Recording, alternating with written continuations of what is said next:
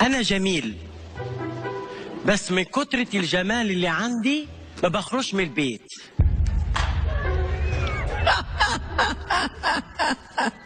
ليش؟ عشان أنا عندي جمال قاتل.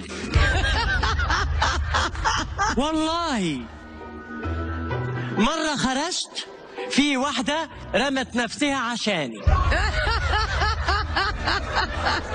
ليش؟ ومرة التانية حبيت أخرج أنوي، في واحدة تانية حبت ترمي نفسها. حبيت قلت لها لا، ما ترميش نفسك، خلينا نكمل العزب تهاي. وبعدين انتي، انا ما بحبكمش تموتوا جماعي.